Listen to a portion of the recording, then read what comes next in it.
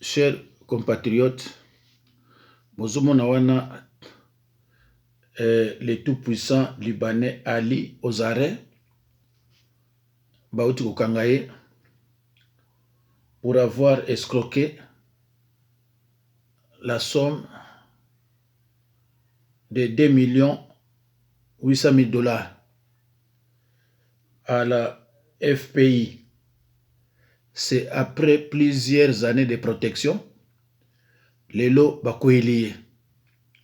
Nabanzi lobi kuna tokoluka toyeba soki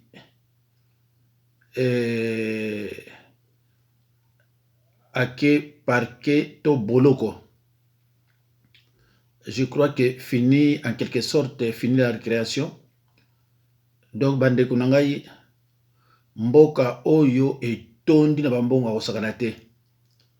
Batu neti ba oyoyo na mboka na biso aza mokonzi monene, na Liban aza mutu pamba. Ba oyo babande ko coopérer na batu neti ba général Rause na ba mususu. Donc soki yo Congolais lobi na ye abeti yo fimbo na mboka na yo. Alors bandeko na mona mikolo oyo tuko leka bara patriaki, je crois des Belges po bazanga ki respect pa ba Congolais bakendaki. Mboka il faut ezalaka ndengo wana batu fo bayebaka ke mboka oyo eza ya biso. Bandeko na ngai mbote na bino, nzambe apambola bino partout bozali.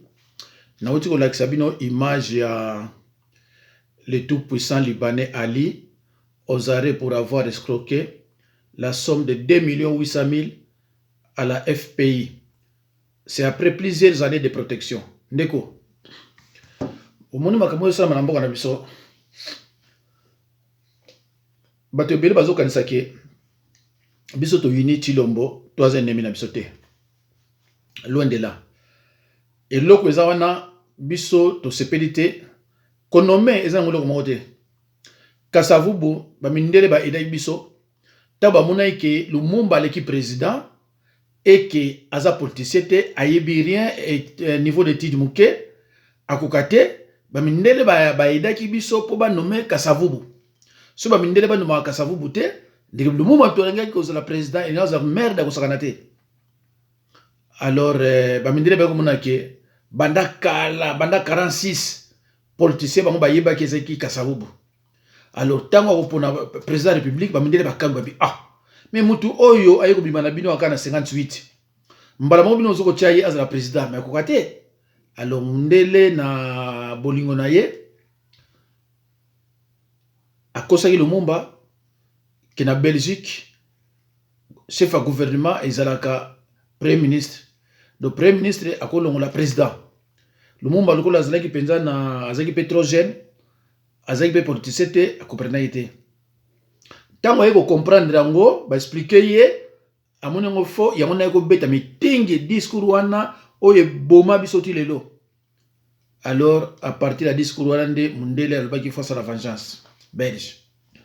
Alors biloko mosusu po nanga personnellement soki biso ba Congolais to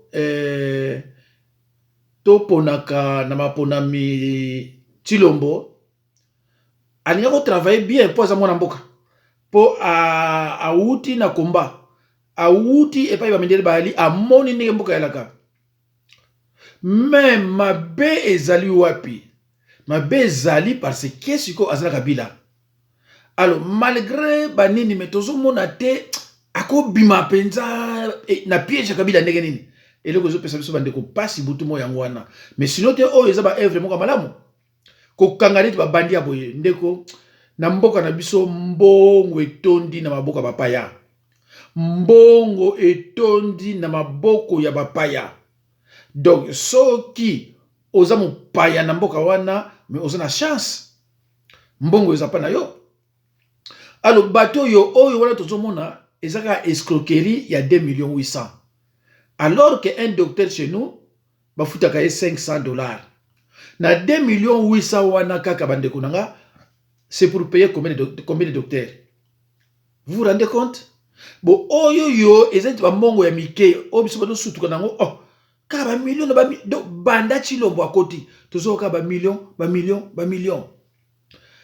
kutu na ba simbi ba tunete ba Jeannette te ba Kabila te ba Zoé te ba Bogera te me bandeko jour batu wane kozala ki ba simbi bango ekozala scandale ekozala scandale.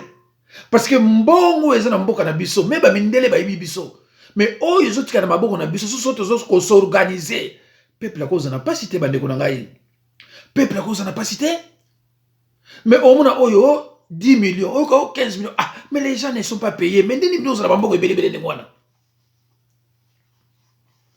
ndeko namoni makamu ya manifestation ezoya Lamoka IDPS na ba misusu wana mais nazwaki nanu natangi mais nazwi penza ba confirmation epai ya Fayulu te na banzi na koko zwango na ba intermédiaire ya batu oyanga ba zakana ye na banzi lopi mais bandeko eza pasi mboka oya biso bongo muluba moko azobenga ngai azolamusanga mpona bananga ko pasteur fozaka kozaka tribaliste te na tuyeli kamunini est-ce que ebi ke Ngwanda mama na eza soudanaise na papa na soudanais ngabi ah mendeko nanga makambo oyo Ngwanda yiko sasu nini awo Ngwanda za kote oyo habite to yebisi okaka parce que bangwandi baba congolais te bangombe pe bazaka ba congolais te bangombe baza ba camerounais bangwandi la plupart baba togolais ba soudanais donc voilà tala Ngwanda ninga yali ah na yebisi ndeko pardon et l'on est le bandeno oh parce que le barape pour na Katumbi ah bandeko na ngai na yebite peut-être na za bobungi Katumbi abota mawapi Katumbi azaneti Ismaël na Bible mama ya Ismaël na Bible azalaki mwana ya musala ya Sarah mais yesu koyo yo akendaki na mobali ezaki na fraude te ya kobomba mate mais ezalaki quand même adultère. Alors Katumbi mama na ye babalaka ye bana ofana su na Zambie ou bien na Tanzanie na ba na Zambie donc Katumbi abotama na Zambie il n'a aucune goutte de sang congolais yepe akomi mutambongo donc so ozana mupayako ozami so makasi oyeka na mboka na minobu okomi na mutambongo et fait de fait gouverneur ndeko na mboka obisoli oyoyo oyeka bo baba 10 à 15 ans mbala moko ozumukanda mbala moko kino koma ba gouverneur soko moni mutazo briller betape marque wana yeba ke za étranger azana alliance na bato bazana pouvoir na ebité ba mususu ba yeba ndenge nini Katumbi akomi la gouverneur nga na yebi histoire na bien na yebi histoire na bien comment ya komaki gouverneur Kabila zeko obligé pour ba remboursement ba mbongo moko boye il faut ya ke de place wana alors lelo yo nazo ka yepa telemi problème yate akoko zo nationalité na ye ninga zo ki yango soko zo ki yango pe légalement to yebité oye na mboka ya batu okoli so na Lubumbashi soki wapi ozwi nationalité eza mabete mbala moko gouverneur alipa comme président de la république mboka ngo pe di na monima sekeli kama mingi mais tozonga wana te na yebisi bino ke mikolo uti oleka na moni Tshilombo abengani des Belges po ba mankaki respect na ba congolais na tanga kyango watu wa mbango na moni bakendaki na yo mona su o bazo kanga ye lisusu eza biloko mwa babete ya malamu mais biso to lingi muto yo po kangama biso ka congolais Tshilombo Kabila fa kangama donc o kangano batu nyonso yo ozo sala mabete osala bien mais biso problème biso ya liko Kabila il faut akangama Zoé Burumbe ce ka Kabila okangi akei to bia mais tant que okangi na Kabila te Kabila tala bazo benga président honoraire yo président sur un exercice mboka ni yo mona benga batunde ngwana mboka ni yo mona benga batunde mutu soka sa longwa longwa c'est fini et Chilombo mboka ni yo mona président azana sal honoraire au besoin honoraire ak nous ana salaire ndengwana aza président assemblée pardon président sénateur aza soki sénateur à vie mais sénateur à vie en mais un sénateur à vie, c'est un sénateur. Mais il n'y a que les salaire ya sénateur, que les salaire même à président de la République. Titilombo. Oui, c'est vrai. Quand la yoboye, ils ont fait ça neti. Au cours de ça, il y a vraiment mal pour l'amboka. Mais tant que tout le monde a un salaire. Tant que Kabila a un salaire na yé. Vous pouvez foutre à combien de médecins salaire à Kabila? Vous pouvez foutre à combien de médecins yemo pombo ngwa chango wapi?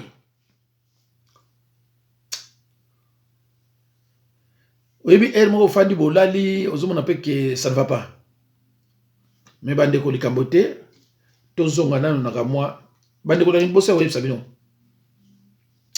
Ndeko mo ben nga sur le loi ipsika bi pasta lobanga na bato Équateur, ba Congo bato bandundu epai wapi bazoka ba vidéo na yo ba panza kango partout ba demandaka bato bazala abonné bato na so ba s'abonner ba ba panza parce que biloko zo la kisaka biloko zo lobaka ezo pesa bato ba rêver comme mingi même na niveau président de la République ay biloko musuti lo mwazo salaka azoka ngpa na yo parce que oza les sel au monde bimisi le monde biso to yebi ngote neti ona zo bimisa siko ya tato yo ya Libanais.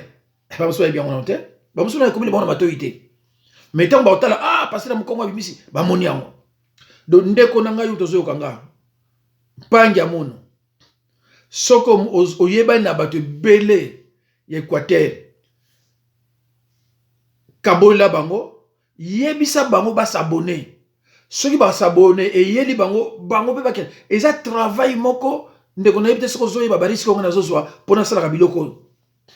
Mais yo soso panzango ozono risque mon côté. Comme ça peuple congolais aïe baka peuple congolais parce que ceux qui total bien IDPS par exemple kenek ça. Soto tikli bango moka ba manif. Ba ça le remonter parce que ba y a rien. Mais so ba l'exi binoka lamuka ka so abimi wu. So ba bima ba la déterminer ba ke neki tiki ngankati makamse au salam.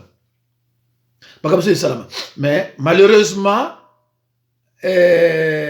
ndeko ya ba IDPS bazo bingo comprendre te alo bandeko nazana mususu awa mbongo moko boye baki ko mona ngo na la DGDA vient d'arrêter ces cartons remplis de billets de dollars à le futoto sugi wapi bandeko botala mususu ngo Omboka ndenge nini bandeko na ngai partout bambongo babomba tala bango po bako retrouver mbongo mosusu ah bandeko baki retrouver mbongo mosusu ya bato bayiba ce que bato oyo bayiba yango basomona na te ndeko na ngai eza mawa do bandeko soko moni biloko boye ezolakisa ke gouvernement ya Kabila ko et travailler na ngote oya Chilombo obe baza côté ya FCC bazo travailler na bangote ba député ba travailler ka te ba sénat ba travailler comment na mboka de biloko travailler ka ba service de renseignement yali biloko boye ke ngona naka tala oyo o bazo no kanga mbongo epele tala tina se na bite soko tala ngombi bande konanga bosomo non tala tina se pa maboko ase yali côté baki na yali tala tina se ba dollar tala bato peso ba kimite babe boka oyiba on bakina mo tu vois neko donc na Kinshasa mbongo za na contrôler te mbongo za na partout peuple a ça ko souffrir kene kinga kati o mona ba congolais ba o baza comparable aux chiens bazo betela ba Kabila maboko bazo bina baza ba congolais quelque motema ya bolingo pe mawezate eza mawa bande ko zapeta mawa tala bamboko partout o mususu na Libanais na mboka ne mutu pamba na mboka na biso kuni mutu. Na mboka na biso za mutu. 2 millions 800 wana kaka escroquerie ya mkolo moko misu balandeli banda kabila avanda kuna ndeko nanga biloko bana mobutu balibani bazalaka bakonzi bana mobutu balibani bazalaka toujours mokonzi bakonzi eza triste mawa. Là-bas au loin, c'est le Congo que nous voyons brûler. C'est seul que nous affronterons tous ceux qui veulent tuer les Congolais. J'ai prié ce matin pour que les combattants continuent leur combat. Parmi nous, il y a des traîtres et des collabos. Tu n'as pas été à la hauteur. Tout ça, c'est ta faute, Thémistocle. Je vous avais bien dit qu'il fallait collaborer. Il aurait fallu négocier au moment opportun.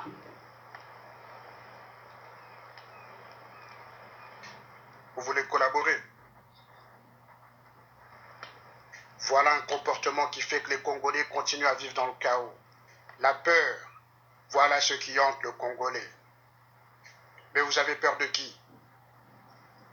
Où y a-t-il de mal, dites-moi, à combattre pour sa liberté, sa dignité, pour l'avenir de ses enfants? Les Congolais meurent comme des chiens.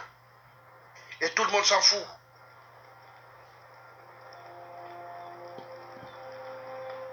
Les médias n'ont rien à battre. Bolobini, c'est votre pays. Le Rwanda ainsi que tous ses pays voisins attaquent le Congo sans que l'opinion internationale dise quelque chose. Prenez conscience maintenant que le Congo vous appartient.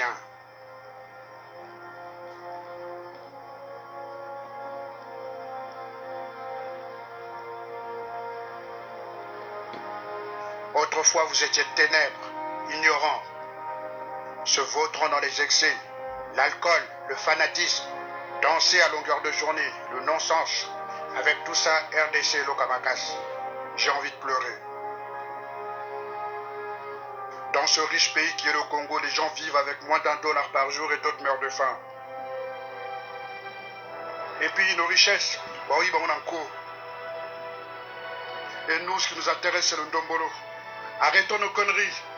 Qu'est-ce que ça peut faire que nous soyons premiers en musique ou en danse, alors que nos enfants ne mangent même pas?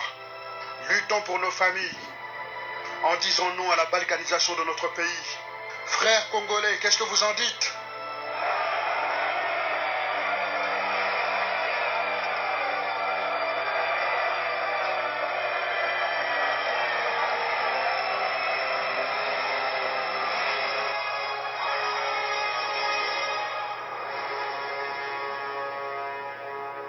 Souvenez-vous de nous. L'ordre le plus simple qu'un roi puisse donner.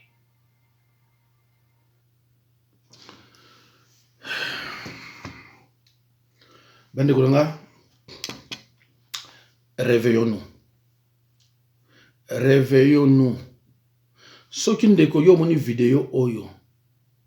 Après, au panzi en côté, au demander na batu bas s'abonner te. Participation na yo attaque congolais na combat ezanini. Participation na yo attaque congolais na mboka oya yo ezanini. Mutu mususu azo comprendre te. Mais tant lelo amoni, lobi amoni, lobi atali ba image. Te, ami non non non non, ça se passe pas comme ça. Mon paya. Il faut comme na mbongo.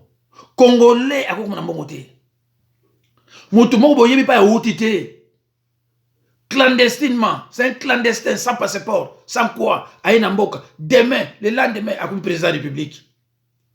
Derrière, il est là, tu es belé baillé. Bah, vous savez qu'on a une voiture qui toko. Na bossane ko l'exabino. Ce qui bateau, il y a Zoé, c'est Zoé. Na RDC, bateau. Ça, ton côté, avion. Kabila, ça a combien de sociétés? C'est pour cela qu'il ne veut pas quitter la RDC. Ça a combien de sociétés? 80. En dehors, il y a Kinshasa. En dehors, il y a RDC. Kabila, il y a 80 sociétés. Oyo, moi, c'est naïe. Azana ba société. Kutu somi baleza na kati ya Kinshasa. Na ba société na ba nani basala hakuna ba congolais te. Vous vous rendez compte mes frères? chers compatriotes. Et ça passe. Réveillons-nous. Prenons conscience, bandeko. Que non. Ce qui mukolo mosusu biso nyonso tokende tina kingakati. Ce qui oba okufa, bakufi. Oba okufa te, to continuer. Non. Ndeko. Soko solo lakana bato bazana makala. Na banzi soko zana mundu ko se suicider. Et ça passe. Les Congolais souffrent. Nazala image moko awa ya prison na yebite soki ezali mais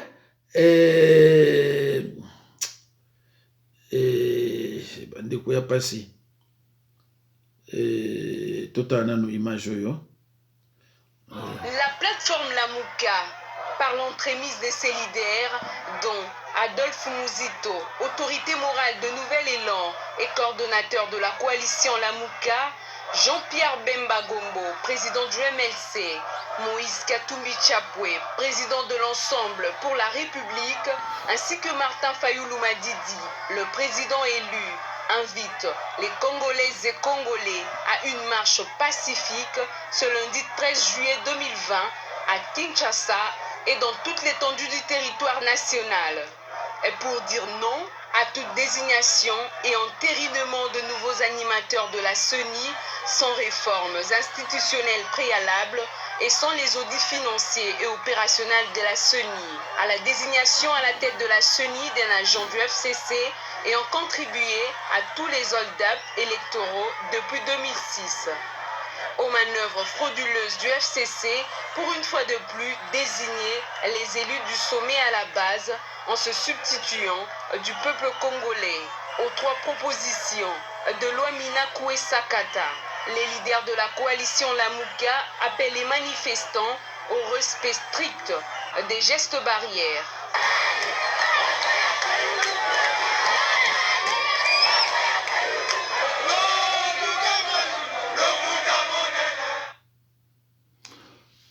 Bandeko, les 23, sur les 23, ekoyinda, mais nani asasa ngobila c'est connu, na yibiti ngobila est connu.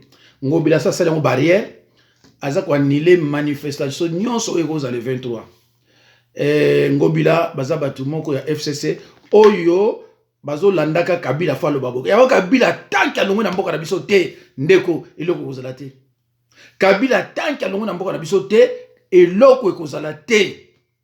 Parce que Tshilombo pesa FVR. Tshilombo ko balika moko malamu, mais Kabila au contraire ngo. Tshilombo ko balika moko malamu, Kabila au contraire ngo. On moni pas itozo linga Tshilombo te. Tshilombo ce n'est pas notre ennemi, mais tozo linga yete parce que mutozo chapeauter makamnyoso eza Kabila. Ah bandeko. Alors nazotangira naotala bino lo momo ndeko eleki na Kasai. Pardon na Bandundu. Ba brûler tous les magasins ya baluba. La boutique disons on est pas magasin te. Muluba bundaki na Bandundu. Soka bambaki nini soki peni na yebite abomiye. Alors ba brûler tout. Ba boutique tout ya baluba ba brûler. Alors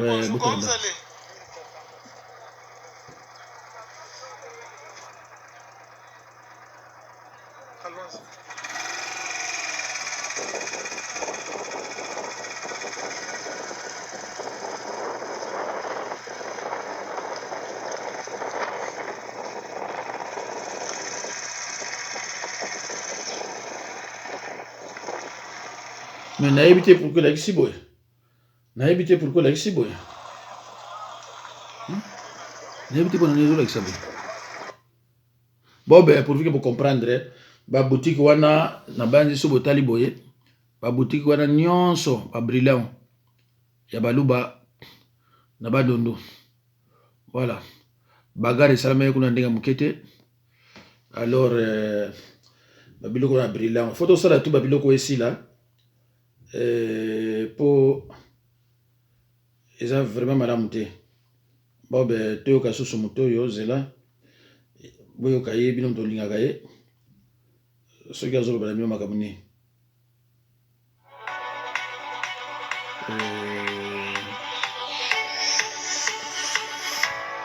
Banakim bana ya ba Congo, bana ya Équateur, bana ya Bandundu, bote. L'heure est grave. Bozo tala makambo wazo sala na parlement wana. Les députés que vous aviez élus, ce ne sont pas les députés qui sont au parlement. Tout sala nyonso pona makambo wana ya fraude ya Mobulu et Sila. Jean-Pierre Bemba a marché na Kinshasa. Bandeko mosusu bako marché ba muzito na société civile nyonso. Toza bomoko, il faudrait tout sauver mboka. Bana Kin, bana ba Congo, bana Bandundu, bana Équateur. C'est grâce à vous qu'il n'y a pas eu de troisième popel nati. Lelo toboyi makambo wana balingi basala. Oyo makambo ya président Aseni ya lokuta. Ceux qui mboka ezo marché te parce que eza makambo ya fraude ya tricherie. Nazo senga bino. To sala nyonso bana Kin. Bana ya Grand Équateur, bana ya Bandundu, bana ya Bakongo. Na makambo wana oyo ya malua minaku eza makambo ya lokuta. Il faudrait tout boya yango. Makambo oyo ya président wa Seni. Quelqu'un qui avait participé na massacre wana to boyi. Alors, tolingi bana Kin, beau démontrer, parce que les lots chômage na Kin, souffrance na ba Congo, souffrance eza ebele Congo nyonso, parce que banto ya FCC basali makambo nyonso ya mabe, komboka ekende liboso te. Bazo sala ba frein pour beau souffrir. Alors, si vous voulez continuer à souffrir, on les laisse les mains libres. Na bengi bino, il faut tout marcher. Poto sauver mboka. Bana Kin, Zambia Pambola Bino, Bana Équateur, Bana Ba Congo. Merci mingi en tout cas et Koinda. Soko zolo bango na motema malamu. Soko zolo bango na motema malamu. Problème ezate, mais soki ezape ke yo zape neti caméléon. Neti oya za na prison kuna vanda kuna na kobenga na otinda message ba yebisa ye avanda kuna atika ko compliquer vie ya biso toza ba koto. Donc ba oyo ba yebi nani o wana comment nani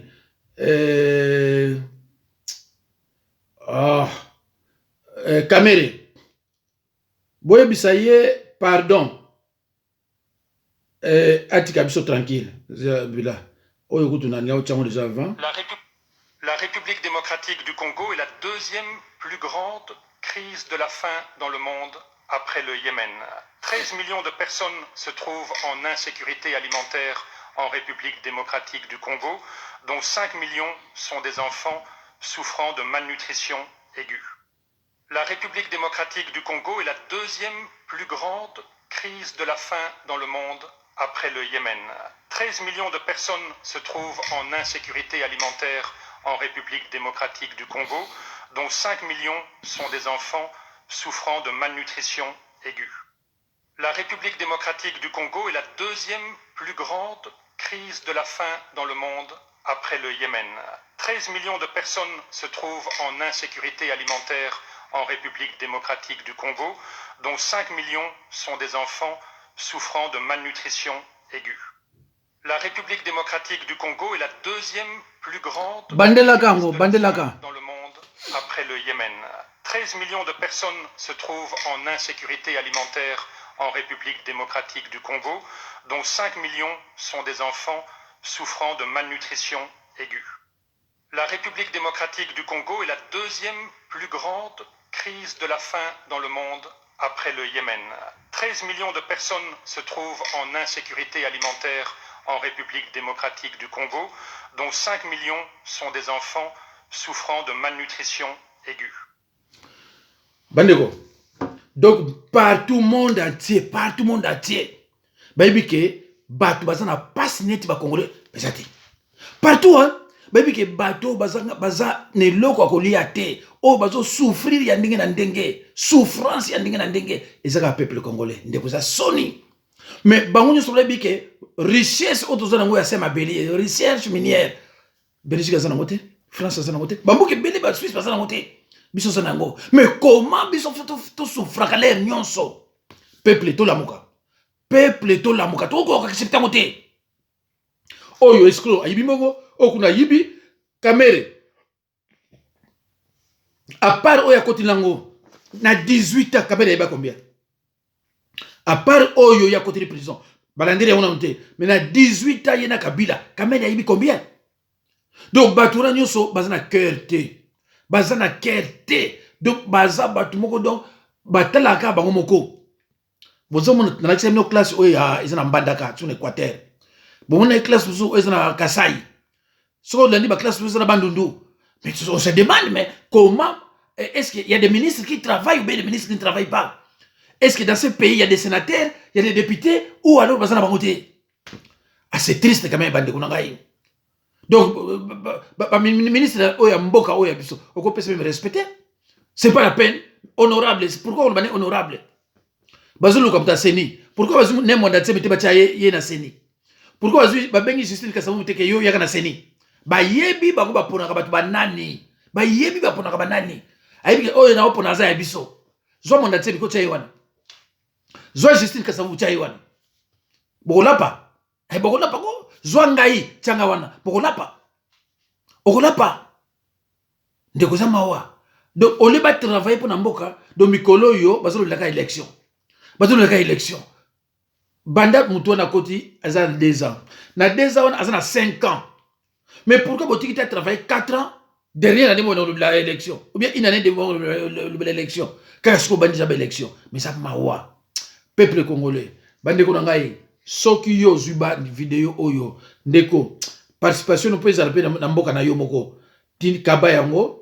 Yebisa batu oyo yeba na bona ba Kongo mobimba na ba boma na ba tiela partout yebisa bango ba panza yango nazolo basuma kamwa ne mwanda tsemi lobby oyo bango basali pona Kasavubu nani pona le président Joseph Kasavubu baki ndoko lobayaza héros national oleba le père de l'indépendance. Et pourquoi bazo sala biloko wana parce que ba yebike ba boma ki bato mwanda tsemi basala ki mwanda tsemi mabe babandi ko se racheter bakabaze belé vidéo zoya après oyo vidéo zoya na kolobela bino donc eza mawa bande kunangai vraiment eza mawa ke mboka oyo eza na pasi kaka ya biso ke oyo pasi eleki ya trop eza kaka ya biso mais ça mawa mingi eza mawa mingi c'est triste. Nous recevons ce soir Henri Thuiliez, avocat au barreau de Paris et direct bandeko na suki wana Nzambe apambola bino na banzi tokomona na lobby mais ndenge na yebisi bino ka bandeko na ngai ya Mbandaka ya Kisangani ya Bukavu chango na likolo ya WhatsApp na yo pardon ya Facebook na yo bazwa yango ba panza yango partout ba demander bango ba s'abonner mikolo funa mona la plus 5000